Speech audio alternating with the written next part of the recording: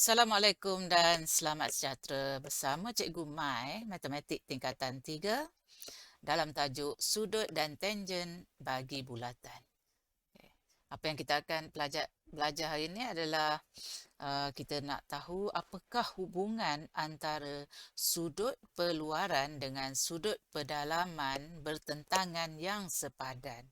Wah, panjang ayat tu ya, macam tak faham je kan. Tak apa, cikgu tunjukkan satu persatu. Nah. Okey, jadi apa maksudnya sudut perluaran? Kita kena tahu dulu. Okey. Jadi ini semua berkait dengan sisi empat kitaran. Okey. Okey, jadi kita tengok rajah ini. PQRS adalah sisi empat kitaran sebab empat-empat bucu berada pada lengkuk bulatan, pada lilitan bulatan. Jadi apa itu sudut perluaran? PST ni adalah satu garis lurus. Okey. Dan sudut A adalah sudut perluaran. Dia berada di luar sisi empat kitaran. Okey.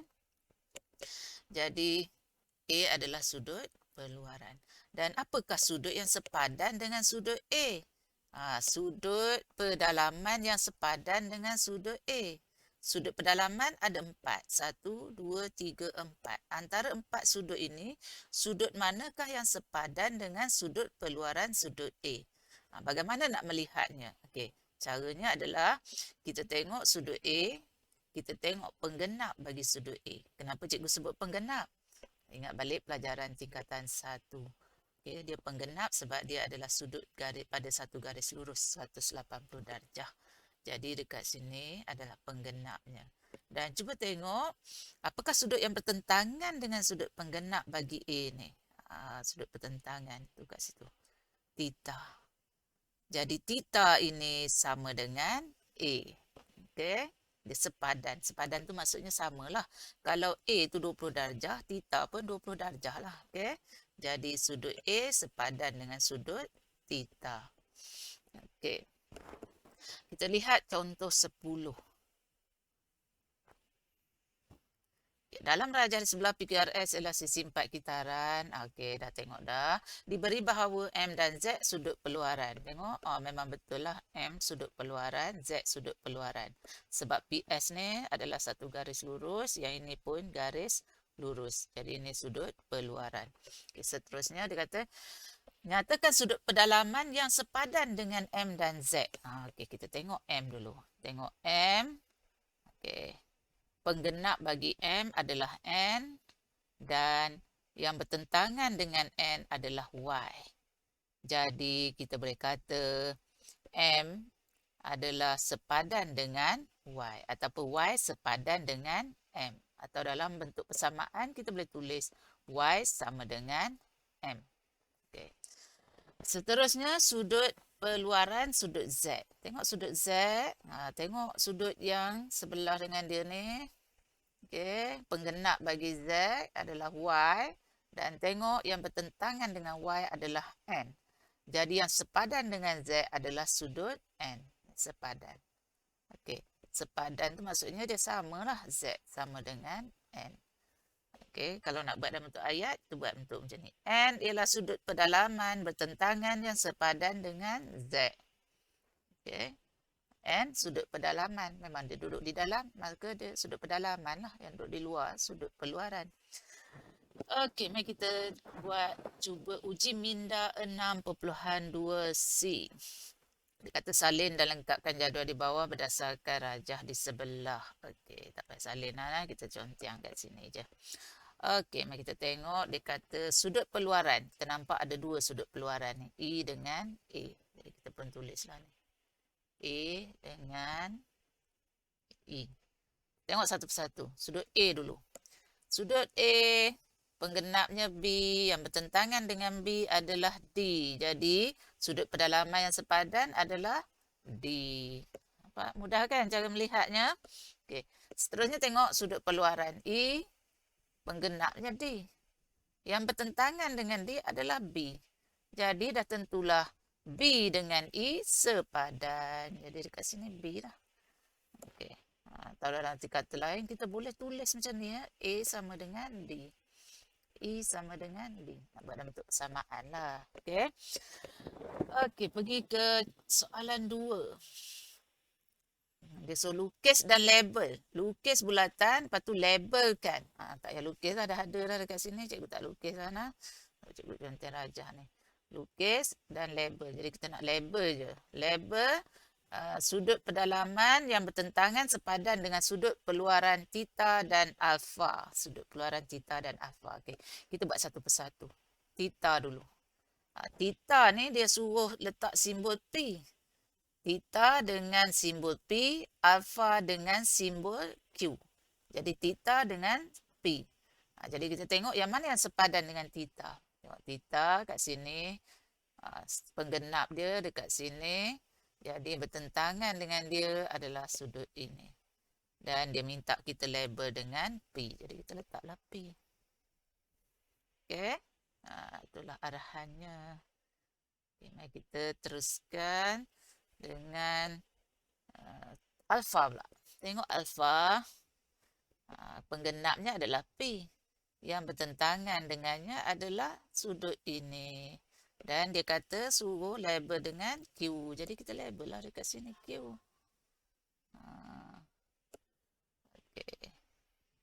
Label kan maksudnya letak dengan huruf lah nah.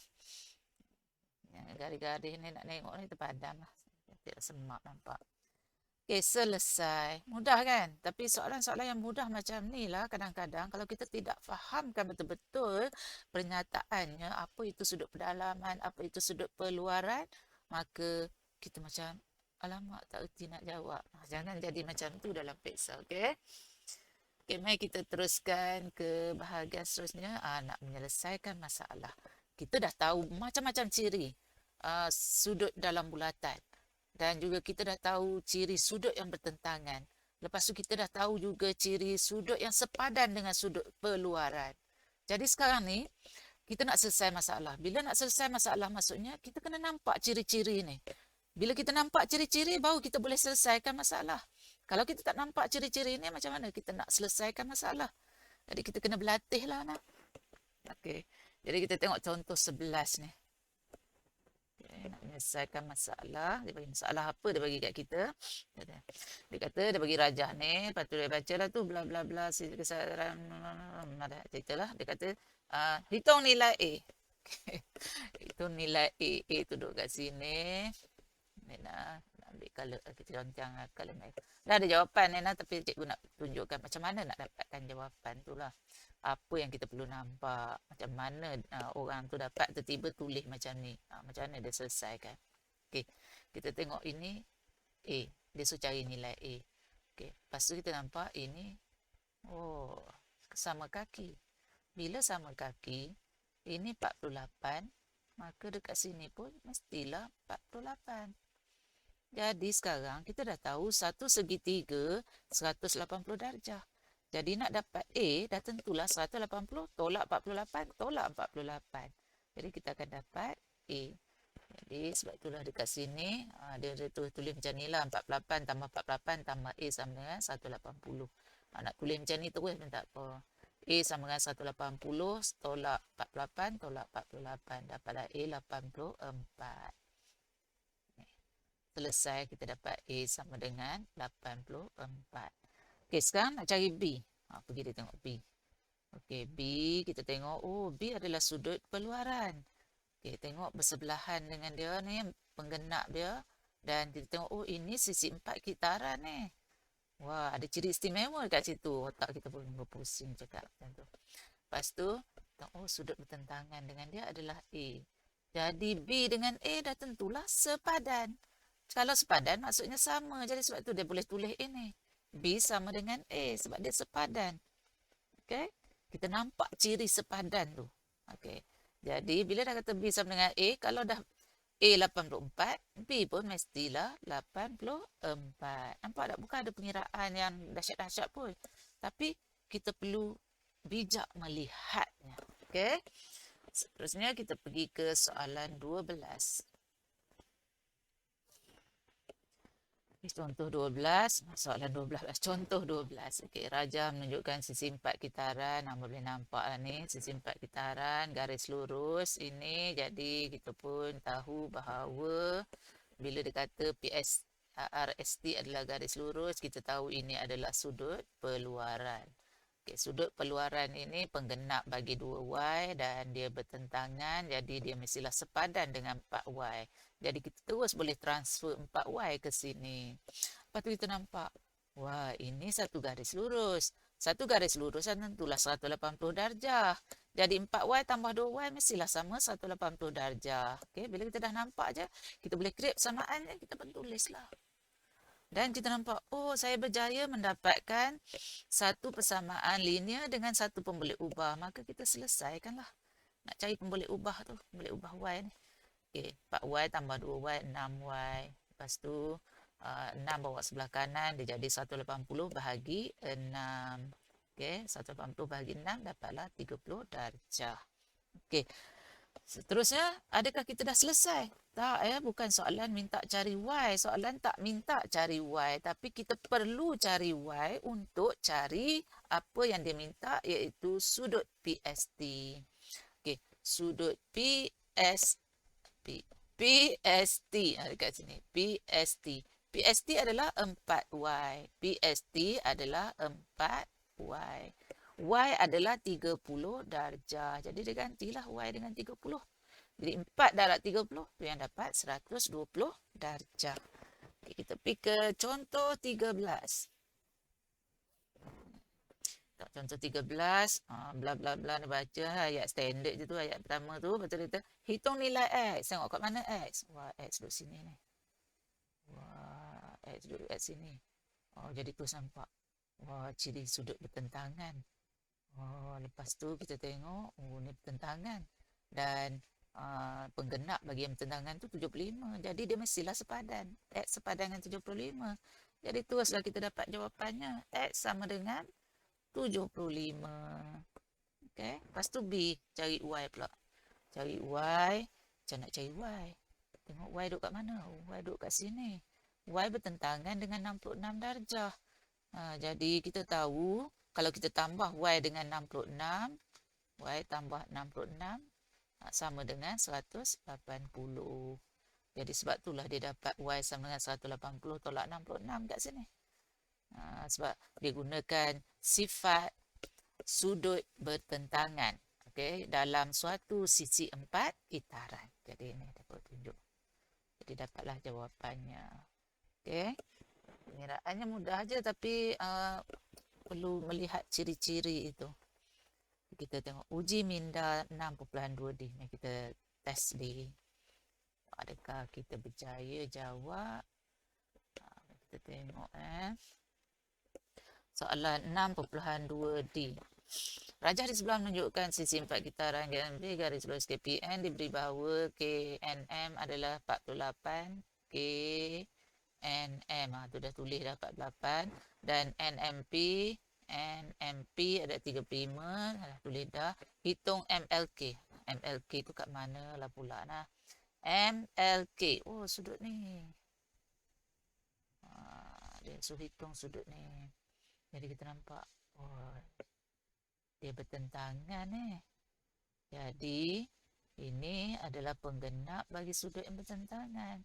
Jadi ini dah tentulah sama dengan sudut ni.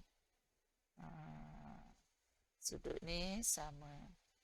Jadi kita boleh buat kesimpulan bahawa sudut MLK sama dengan sudut MPN. MPN sudut ni. Okey. Jadi kita boleh dapat sudut ni, maka bolehlah dapat sudut ni. Kita nampak, oh ini segitiga. Mestilah tadi ni adalah 180 tolak ni lah. Okey, jadi kita boleh tulis. So, kita dah nampak. Ini 180 tolak 35 tolak 48. Jadi 180 tolak 35 tolak 48. Jadi dapatlah jawapannya. Tekanlah kalkulator. 180 tolak 35 tolak dengan 48. Dapat 97 darjah. Okey, selesai soalan 1. Soalan 2. Pendek je kan? Pendek yang macam ni je. Okey. Nampak macam susah je tadi. Okey. Tengok soalan 2. Okey. Kerajaan menunjukkan, bacalah bla bla bla. Garis lurus TRS. TRS mata boleh nampak. Sisi-sisi PT dan QR selari. Memang ada tulis pun yang selari. Dia dah ada simbol dah selari. Tak ada sesuatu yang nak tulis. Diberi PRQ adalah 54 pun dah tulis PRQ 54. SQSS SSQS lah. QRS 92 kat sini 92 dan terus kita nampak wah ini adalah sisi 4 kitaran ni. Jadi bila sisi 4 kitaran je kita nampak ini 92. Jadi kalau dekat sini 92, okey, dekat sini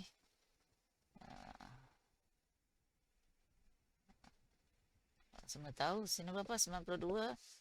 Dekat sini pun kita boleh dapat lah kan. Berapa tu? 180 tolak 54 tolak 92. Dapat 34 darjah. 34 darjah. Sebab ini kan satu garis lurus. Jadi ini dah 92, 54. Kita tahu semua 180. Jadi 180 tolak 92 tolak 54. Dapatlah dekat sini 34 darjah. Okey. Ingat balik yang kita belajar tingkatan 1 kot huruf-huruf Z tu. Bila sudut pada garis lari macam tu lah cerita dia. Tak ingat. Cerita benar dia macam mana tak ingat. Okey. Jadi kita tengok ni huruf Z macam Z ni. Form 1 kot kita belajar. Jadi kalau kat sini 54, kat sini pun memang 54 lah. Jadi X ini mestilah sepadan dengan 34 ni. Okey. Ya ke? Macam tak ya je. Okey. 54, sini 34. Okey. Macam mana nak dapat ni? Kita tahu yang sudut ini dengan sudut ini adalah sudut yang bertentangan. Bila sudut bertentangan maksudnya hasil tambahnya mestilah 180 darjah. Jadi kita boleh tulis macam ni. Kita boleh tulis bahawa 54 tambah X tambah dengan 34 tambah dengan 54 sama dengan 180 darjah. 54 tambah X tambah 34 tambah 54 yang sama dengan 180 darjah. Alah. Itu nampak jalan panjangnya nah. Tak apa, sekejap cikgu tunjuk satu lagi cara lah. Ada cara pendeknya sebenarnya. Cara pendek sekejap cikgu bagi. 180 tolak 54 tolak 54 tolak 34. Jadi kita dapat X sama dengan, tekan kalkulator, 180 tolak 54 tolak 34. Kita dapat 38 darjah. Sebenarnya tadi cikgu nampak, tiba-tiba cikgu ternampak cara yang lebih mudah. Cara lebih mudah adalah macam ni. Okey, ni sudut ini 92. Sudut ni dah tentulah sepadan dengan 92 darjah ini. Sebab yang ini adalah sudut yang bertentangan dengan 54 tambah X. Jadi kita tahu 54 tambah X sama dengan 92. Jadi kita boleh juga buat penyelesaian macam ni. 54 tambah X sama dengan 92. Jadi X sama dengan 92 tolak 54. Jadi dapat X sama dengan 92 tolak 54. Kita dapat 38 darjah juga. Dalam peksa kalau kita dah ternampak cara macam ni, kita gunalah cara macam ni. Nampak macam ni, guna cara macam ni. Okey? Tak ada, bukan kata yang mana lebih senang, mana lebih susah dah. Bila yang mana kita nampak ciri-cirinya, kita gunakan. Okey? Jangan guna ciri yang salah sudah. Okey. Okey, seterusnya soalan 3. Dalam rajah di sebelah A, B, C, D berpusat di U, sisi 4 kitaran dia apa lah, sisi 4 kitaran. Hitung nilai X, DOB 158, ada tulis 158 kat situ. Mari kita concang rajah ni. Apa benda kita ada sebenarnya. Okay, X, ini penggenap dia. Jadi dekat sini pun, wah aku nampak dah, ini adalah X. Sebab dia bertentangan tu, dia sepadan. Kalau sini X, ini pun mesti X lah. Okey, gunanya tu. Okey, tak apa, mari kita tengok. Ini 158. Dan dia melalui O. Dan ini garis lurus. Jadi dah tentu kita boleh dapatkan sudut ni. Jangan dapat dah. 180 tolak 158. Kita dapat 22 darjah. Kat sini 22. Okey, ada satu benda lagi yang kita perlu nampak adalah ini adalah jejari, ini pun jejari. Jadi dah tentulah dia sama panjang.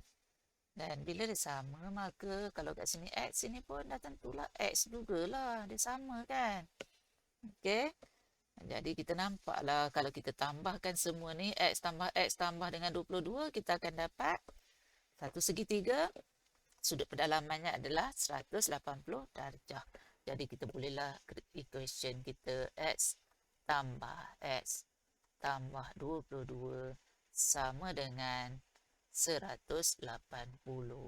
Jadi kita dapat 2X sama dengan 180 tolak 22. Jadi kita dapatlah X sama dengan 180 tolak 22, kita dapat 158. Kat sini sama lah. Apalah kita kira sikit. 58. Jadi 2 ni bawa sebelah kanan jadi bahagi 2. Jadi kita dapatlah X sama dengan 158 bahagi 2. Dapat 79 darjah. Okay, selesai soalan 3. Okay. Seterusnya, mari kita tengok soalan 4. Soalan 4. Rajah di sebelah menunjukkan bulatan berpusat O dengan bla bla bla diberi QSR 36. Dah tulis dah. Jika sisi PS sama dengan PQ, dia dah catat dah ni. PS sama dengan PQ. Dan RST garis lurus, hitung nilai X. Okey. Sini X.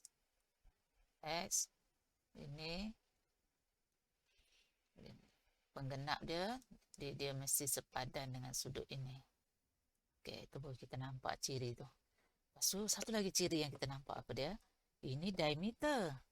Bila ini diameter, terus kita boleh kata, ingat dah yang dicangkum oleh diameter, ini 90 darjah. Sudut tegak ni 90. Jadi kalau itu 90, dah tentulah ini tambah dengan ni adalah 90. Dan dia kaki dia sama. Jadi ini dengan ni mesti sama. Jadi kita tahu ini 45. Sini pun 45. Sini kecil ya. Cikgu padam. Sana. Ni. Ini 45 sini. Ini pun yang kecil ni 45. Okey. Jadi kita nampak lah. Wah, aku dah boleh cari X. Okey, di mana X tambah 45 tambah 36 adalah 180. Sebab ini adalah satu garis lurus. Jadi kita bolehlah bina persamaan yang kita habaq tadi. X tambah 45 tambah 36 sama dengan 180. Jadi kita dapatlah X sama dengan 180 tolak 45 tolak 36. Jadi kita dapat dengan kalkulator 180 tolak 45 tolak 36. Kita dapat 99 darjah. Okay. Selesai soalan 4. Sekarang kita pergi ke soalan yang terakhir. Okey, kita teruskan ke soalan nombor 5. Soalan nombor 5. Kita lihat dekat sini. Okey. Kita boleh nampak. Macam mana nak buat ni? Ini 126. Kita tahu ini sisi 4 kitaran. Jadi sudut ini sama dengan 180 tolak 126. Sebab ni tambah ni ada 180. 180 tolak 26. Kita dapat kat sini 54 darjah. Okey, seterusnya kita nak buat apa AOD adalah diameter. Jadi cikgu rasa cikgu nak buat lagu ni. Cikgu buat segitiga baru satu dan kita nampak cirinya. AOD ini adalah diameter dan sudut ABD dicangkum oleh diameter. Jadi dekat sini cikgu tahu 90 darjah. Jadi kita tahu sudut 54 ni dengan sudut BDO, sudut ni. Ambil color lain pula lah. Dengan sudut ni. Ni tambah ni mestilah 90 darjah. Jadi nak dapat ni 90 tolak 54. Dapat 36 darjah. Jadi kat sini 36 darjah. Okey, jadi sekarang kat mana lagi kita nak dapat? Kita nampak ciri lengkuk ini sama dengan lengkuk ni.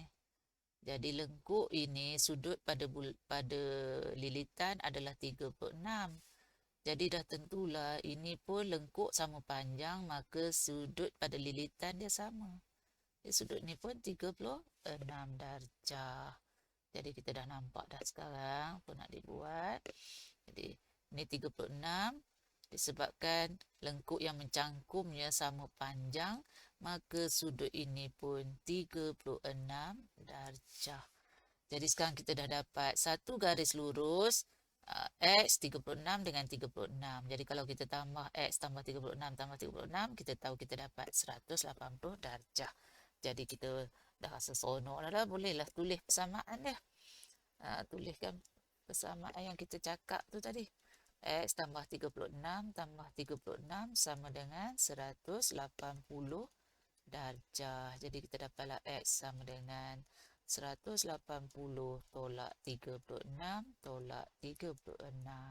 Jadi kita dapat X sama dengan 180 tolak 36